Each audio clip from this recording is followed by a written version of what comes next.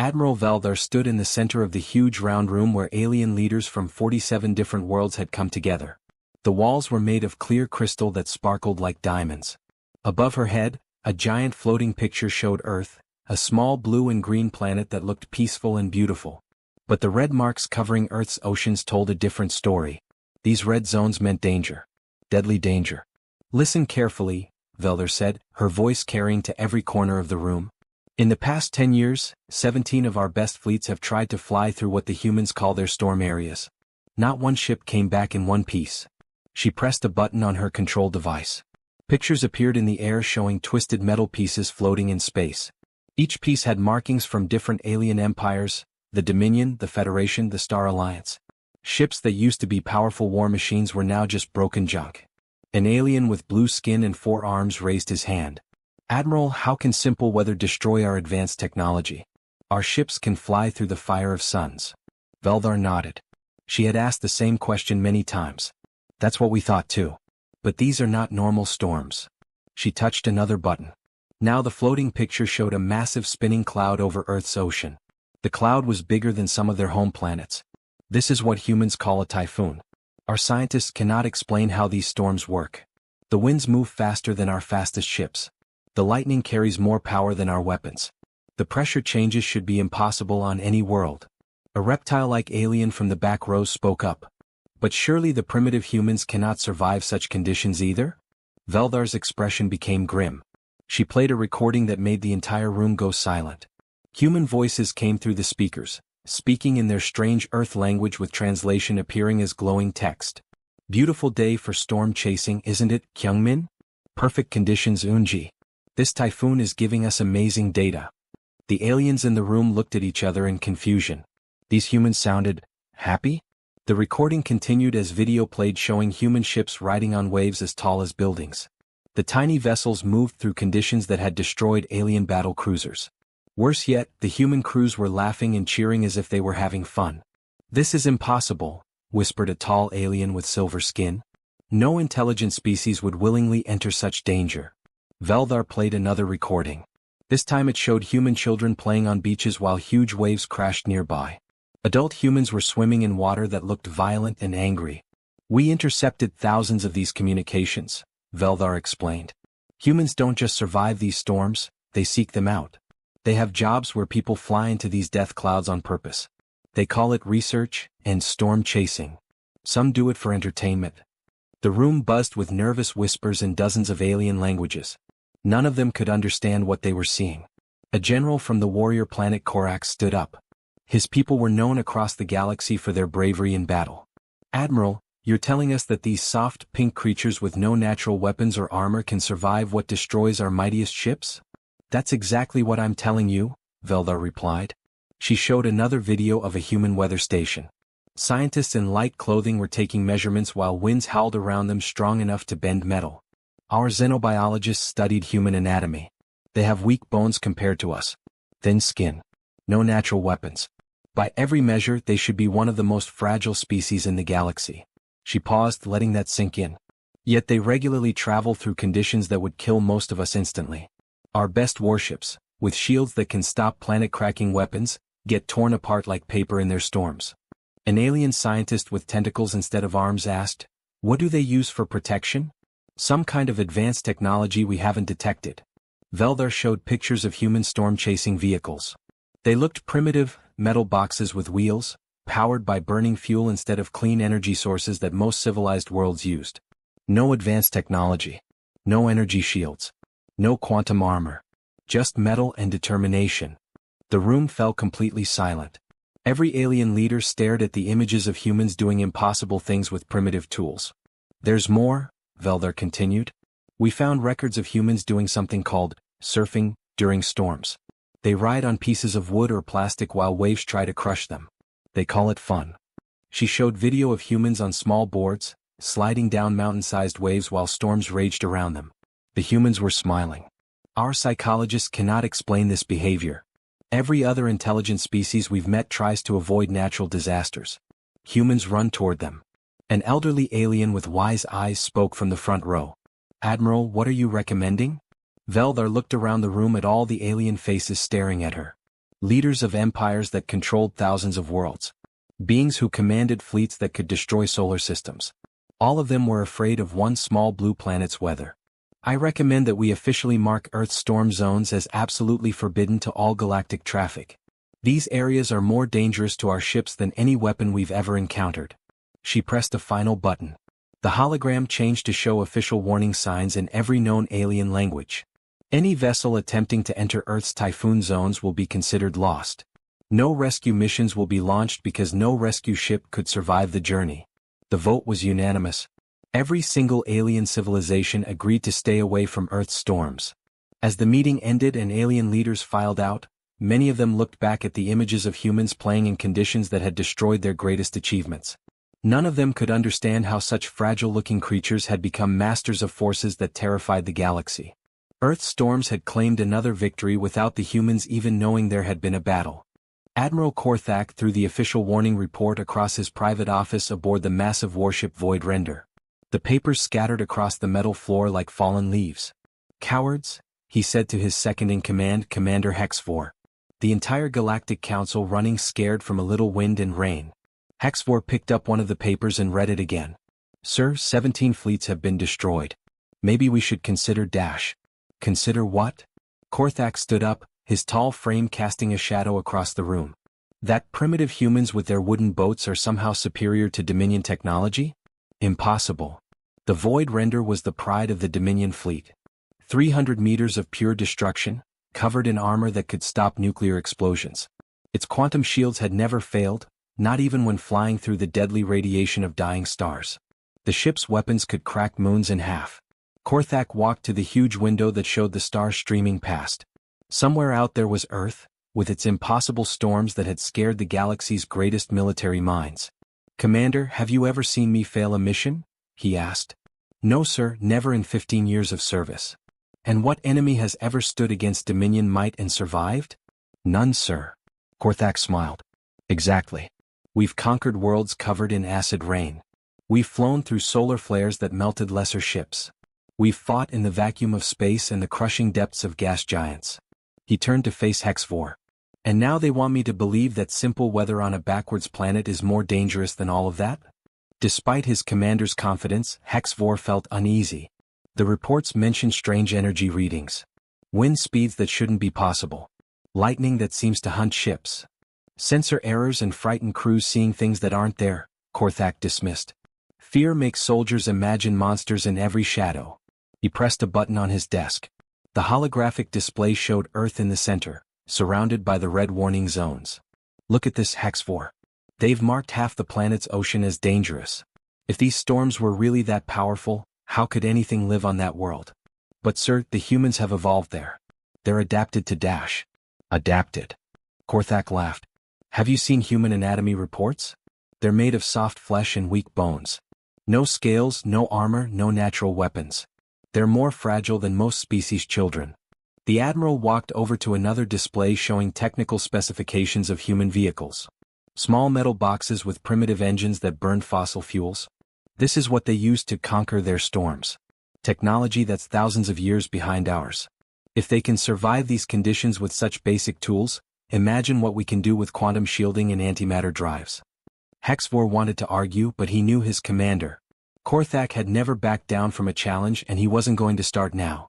"Sir, the Council specifically ordered all fleets to avoid Earth's storm zones." "The Council gives advice. I make decisions." Korthak's eyes gleamed with the kind of excitement that had made him famous throughout the Dominion. "Besides, this isn't just about proving our ship's capabilities. Think of the intelligence we could gather." He pulled up more information about Earth. "We know almost nothing about human capabilities. Every probe we send gets detected and destroyed by their primitive but effective weapons. But if we could observe them in their natural environment during one of these storms, we could learn their weaknesses," HFY realized, finally understanding his commander's plan. "Exactly. And when the Dominion eventually conquers Earth, we'll know exactly how to break their spirits. We'll understand that their greatest strength, surviving these storms, is actually just luck and stupidity." Korthak called up his fleet commanders. Within hours, 6 of the Dominion's most advanced ships were ready to follow the Void Render to Earth. "Sir," reported his science officer, "I've identified a perfect test subject. The humans call it Typhoon Junho. It's approaching their eastern ocean regions and appears to be one of their larger systems. Perfect, Korthak said. A big storm means we can study more of their response patterns. How long until we reach the intercept point? 6 hours, sir. As the fleet traveled toward Earth, Korthak studied every piece of information they had about human storm behavior. Videos showed humans doing incredible things, flying small aircraft directly into storm clouds, riding boats over waves taller than buildings, even swimming in violent water for fun. Look at this footage, HFY. They're actually enjoying themselves in conditions that would terrify most species. It does seem unnatural, sir. Because it is unnatural. No intelligent species seeks out deadly danger for entertainment. This proves that humans lack proper survival instincts. They're too stupid to be afraid. The fleet dropped out of faster-than-light travel at the edge of Earth's solar system. Immediately, their long-range sensors detected the massive storm system approaching the planet's surface. Sir, the science officer reported, his voice uncertain, I'm getting some unusual readings from that storm. What kind of readings? The electromagnetic signatures are strange. The energy patterns don't match our atmospheric models for any known weather system. Korthak frowned but dismissed the concern. Alien planet, alien weather. Nothing our ships can't handle. But as they moved closer to Earth, the readings became more disturbing. The storm wasn't just big, it was generating energy levels that shouldn't be possible for a natural phenomenon. Sir, perhaps we should approach more carefully. Nonsense. Full speed ahead. I want to be in position before the storm makes landfall. As Typhoon Junho grew larger on their screens, Admiral Korthak felt the first tiny whisper of doubt creep into his mind. The storm looked wrong somehow. Too organized. Too powerful. But he pushed the feeling away. He was Admiral Korthak of the Dominion. He had never failed a mission and he wasn't going to start with simple weather. The first sign that something was terribly wrong came when Typhoon Junho's outer winds hit the void render. The massive warship, which had flown steady through the gravity wells of black holes, suddenly lurched sideways like a toy boat in a bathtub. What was that? Admiral Korthak gripped his command chair as his bridge crew struggled to stay standing. Wind shear, sir, reported the navigation officer, his voice shaking. But the readings don't make sense. These winds are moving faster than our maximum speed. Korthak stared at his instruments in disbelief. The storm's winds were clocking at speeds that should be impossible for any atmosphere to sustain. Check your sensors. There must be an error. Sensors confirmed and rechecked, sir. Wind speeds are at 1,200 kilometers per hour and rising. Around them, the 6 escort ships began to struggle against the increasing turbulence. These were vessels that had fought in the deadly nebula wars, ships built to withstand the fury of exploding stars. Now they were being tossed around by moving air. Sir. The communications officer's voice cracked with panic. I'm losing contact with the steel fist. Their last transmission said their hull was singing? Through the bridge windows, they could see their escort ships fighting against winds that seemed to have a mind of their own. The storm wasn't just pushing against them, it was actively hunting them, with wind patterns that changed direction to catch ships trying to escape. This is impossible, Commander HFY whispered, watching their instruments register pressure changes that violated every known law of physics. No natural storm can generate this kind of organized force. Lightning began to flicker around their ships, but not the random lightning they knew from other planets. These bolts moved like living creatures, reaching out toward the alien vessels with purpose and intelligence.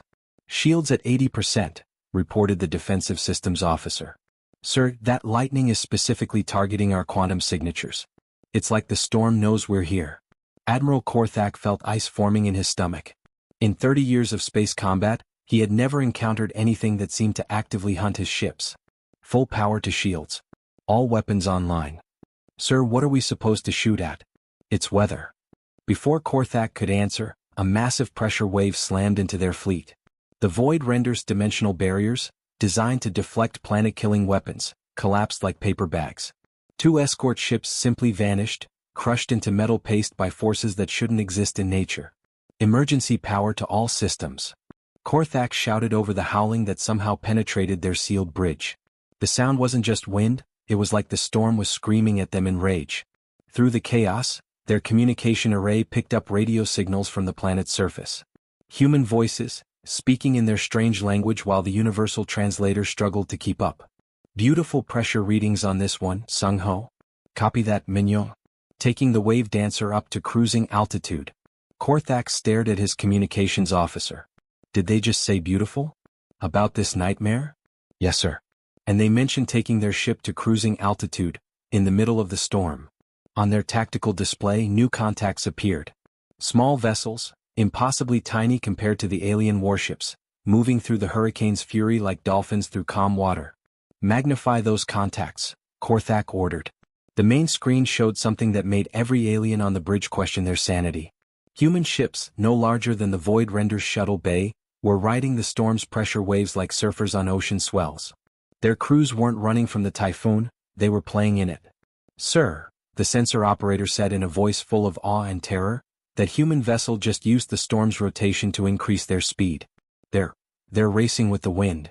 Another escort ship broke apart as lightning that burned hotter than plasma found its target. The crew's final transmission was cut short by the sound of metal screaming under impossible stress. Through it all, the human radio chatter continued. Hey Jiwoo, check out these wind patterns. Never seen anything like it. Amazing. The storm's really putting on a show today. This is Captain Hyun-woo of the research vessel Storm Rider. We're getting incredible data from the eye wall. Commander Hexvor grabbed his admiral's arm. Sir, they're treating this like entertainment. That human ship just flew directly through conditions that destroyed the Iron Thunder. Korthak watched in horror as a human vessel, its hull made of simple metal and composites, carved through pressure waves that were tearing apart quantum-shielded alien technology. The tiny ship's crew seemed to be laughing? How? He whispered. How are they not only surviving but enjoying this? The storm's eye wall approached their position like a moving mountain of wind and water. Inside that wall, their sensors detected wind speeds and pressure changes that would crush their ship like an empty can. All ships retreat. Korthak finally ordered. Emergency jump to hyperspace. Sir, we can't. The storm's electromagnetic field is interfering with our jump drives. They were trapped. The most advanced fleet in Dominion history was caught in a storm that primitive humans navigated for fun. Another escort ship vanished in a flash of lightning that seemed to smile as it struck. The Void Render itself began to groan under stresses its designers had never imagined possible. Through their failing sensors, they watched human ships dancing with forces that were destroying alien technology. The humans weren't fighting the storm, they were partners with it, reading its moods and moving with its rhythm like they had done this dance 1,000 times before. Sir, hull breach on deck 7. Quantum core destabilizing. We're losing life support. As his flagship began to die around him, Admiral Korthak finally understood the terrible truth. The storm wasn't just weather, it was a living force that had chosen sides. And it had chosen the humans. Captain Dongwoo adjusted his rain jacket as Typhoon Junho's winds howled around the research vessel Storm Rider. The ship rode the massive waves like a roller coaster, climbing up walls of water 50 meters high before sliding down the other side. His crew worked at their instruments with the calm focus of people doing their everyday jobs. Hey one, you getting good pressure readings from this beauty? He called to his chief meteorologist over the sound of the wind. Dr. Park Hae-won looked up from her weather station, her hair soaked from the spray coming through the reinforced windows. Fantastic data, Captain. This storm's showing some really interesting rotation patterns in the outer bands. The Storm Rider was built for this kind of work. Strong but simple, made of steel and aluminum with engines that could push through almost anything nature threw at them. The crew had been chasing storms like this for years, collecting scientific data and helping with weather predictions. So Young, the chief engineer, was checking the engine readings when something strange appeared on their radio equipment. Captain, I'm picking up a weird signal. Sounds like someone's in trouble out there. Dongwoo frowned and listened to the static-filled transmission. Strange voices speaking in no language he had ever heard, but their computer was trying to translate the words. Mayday, emergency, ship breaking apart, impossible conditions. Hae-won, you recognize that language? He asked. She shook her head. Never heard it before. But the computer's universal translator is picking up something. Says it might be alien? The crew exchanged glances. They had heard the rumors about strange objects being spotted in Earth's skies, but they were scientists. They dealt with facts, not stories. So Young, can you get a fix on where that signal's coming from? Dongwoo asked. Working on it, Captain. Signal's pretty weak through all this interference, but yeah, I got something. About 10 kilometers north of our position. Dongwoo looked out at the storm raging around them. Junho was a big typhoon, but nothing they couldn't handle. They had been through much worse during last season's super typhoons. What do you think, team? Someone's in trouble out there. Could be a cargo ship that wandered into the Typhoon zone, HFY suggested.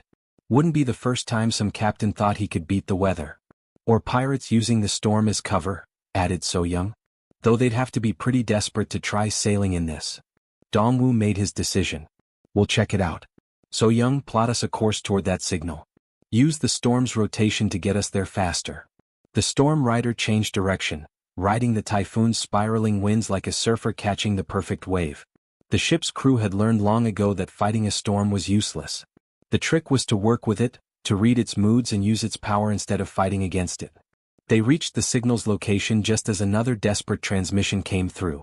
Any vessel, please respond, losing hull integrity, crew dying.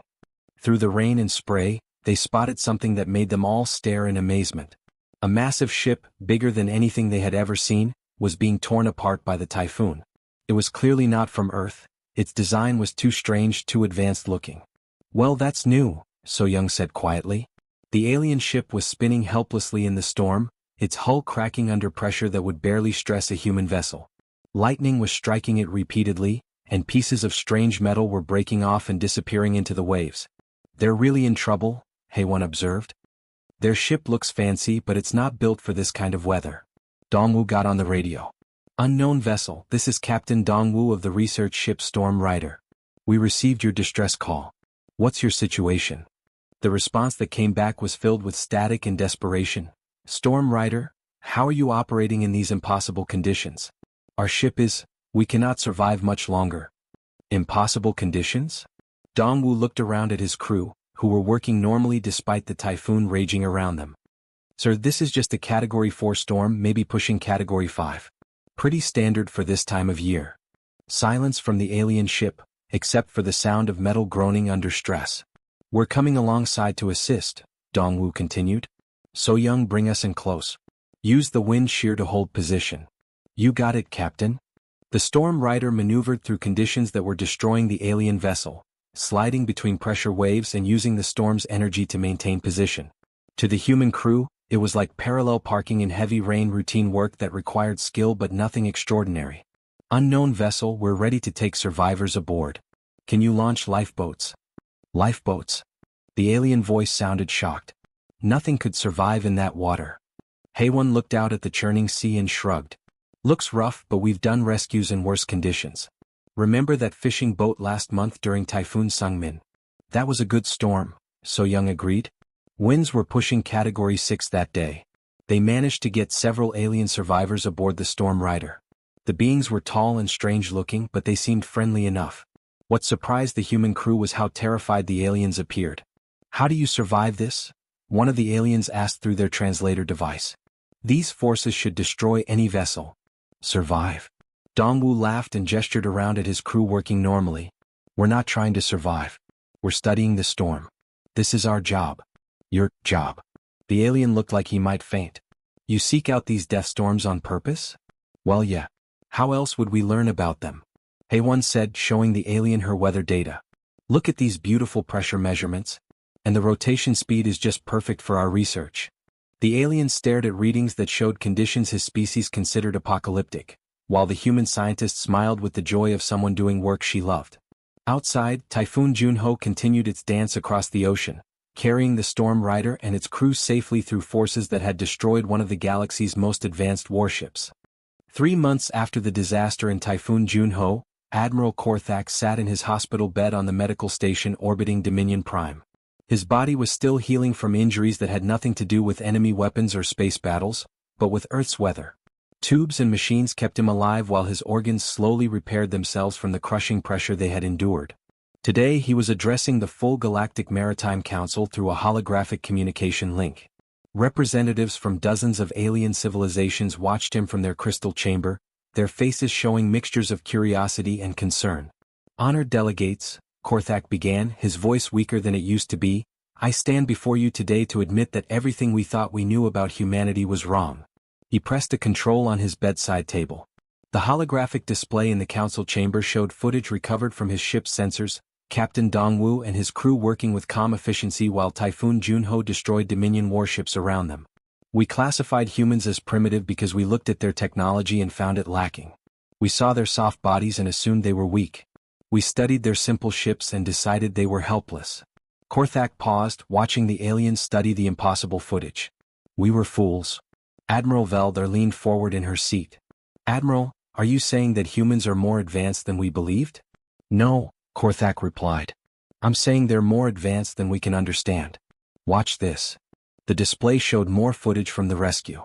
Human crew members moving casually through conditions that had killed trained Dominion soldiers. Dr. Haywan laughing while taking scientific measurements in winds that could tear apart starship hulls. These beings don't just survive their planet's storms, Korthak explained. They have made the storms part of their culture. They study them. They play in them. Some humans spend their entire lives chasing these death clouds for entertainment. A delegate from the warrior planet Korax stood up. But Admiral, our intelligence reports show that humans die in these storms. They're not invincible. You're right, Korthak nodded. Humans do die in their storms. But the ones who survive become something we cannot comprehend.